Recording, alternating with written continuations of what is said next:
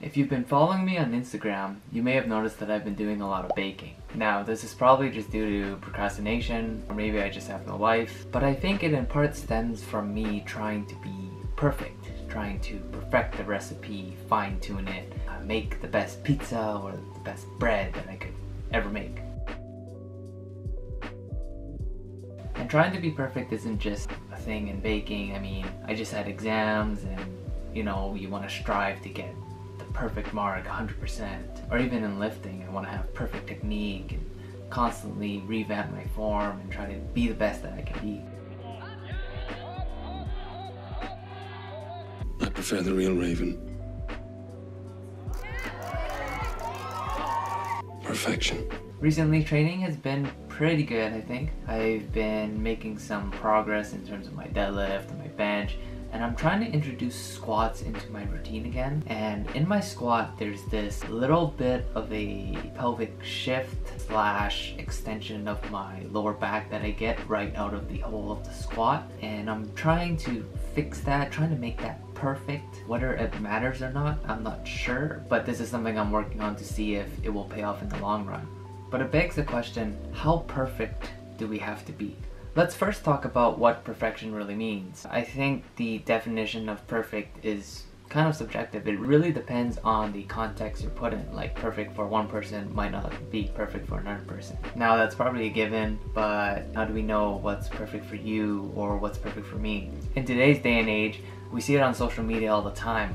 A big giant check mark on form that's good and a big giant X on something that's bad. If I give you an example, think about keeping your spine neutral. We see people with a perfect neutral spine, and we see people with a rounded back sometimes. And to be honest, there's no real thing that says, oh, if you have a perfectly straight spine, you're never going to get injured, or you're going to have the best lifts in the world, versus, oh, if you have a rounded back, you're going to get injured and you're going to have the worst form in the world. It just doesn't really work that way. And there's a lot of things that we kind of do and take for granted as the truth just because that's the norm. For example, 3x10 or 5x5, these kind of arbitrary rep ranges that we just kind of like because it's the norm.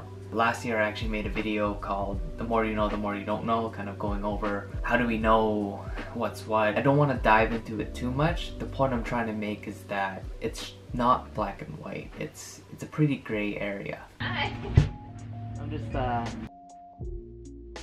well, that was a bit awkward. A roommate just walked into me.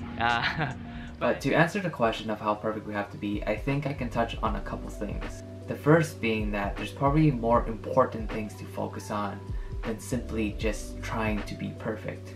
Maybe instead of focusing on all the little details of my squat and trying to perfect it or perfect my deadlift and hit the exact number of sets and reps at the weight that I have to and just make everything perfect, I should just focus on getting to the gym and moving and doing something.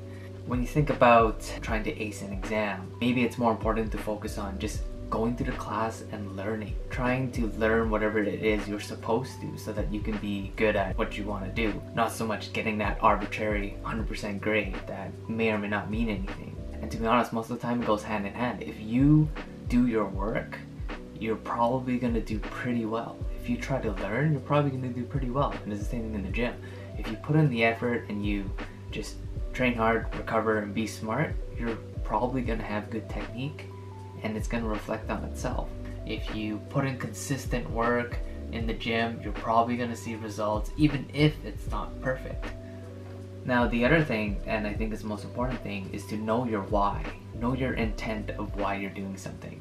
If you pick a specific rehab exercise or a program or a specific accessory, just know what you're using that for. If you take a bird dog and your goal is to work on more core stability, then when you're doing it, make sure you're having intra-abdominal pressure, make sure you're bracing properly, make sure that when you're extending your arm and your leg, that you're not shifting in the pelvis, that you're not losing that brace. Or maybe you're a gymnast that wants to work on more lumbar extension, and in a bird dog you're gonna extend your spine. I actually heard this from a podcast. Then definitely do that. So you can see how technique can change and how context can change the exercise and how perfection would be different in both these groups depending on their intent of what they're trying to do. But yeah, maybe these things are more important than stressing about how perfect I have to be. Even making this damn video, I'm like always redoing it and freaking I just filmed this twice and it's fucking trash and you know it's gotta be perfect and whatnot. But with this video, if someone out there watches it, if someone out there gets something out of it, or even if it's just for myself, then that's fine. It doesn't have to be perfect. It just has to be good enough to get you to where you want to be, to get you closer to your goal. Right now, helping a friend get into lifting again, and I'm not too focused about how perfect that technique has to be. I'm more so focused on how he feels, his enjoyment, and just really making progress and being smart about it. Also, a lot of coaches such as Mike Desher from RTS, they go off about something called like emerging strategies, where it's literally just if it's working for you and it may be unconventional. For example, like it's not your traditional peak where you're taking a break or you're doing heavy sessions pretty close to meet, but it's working for them, then just stick with it and change something if you have to. All this talk about perfection reminds me of one of the first videos I ever made called Things Don't Have to Be Perfect to Have a Good Day, and it's exactly that. Damn.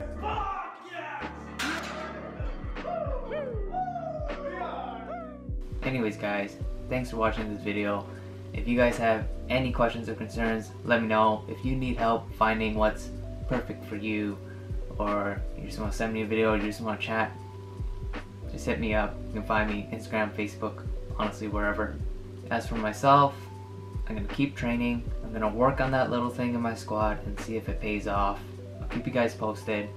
Just finished another round of exams here at good old CMCC. So yeah, just surviving.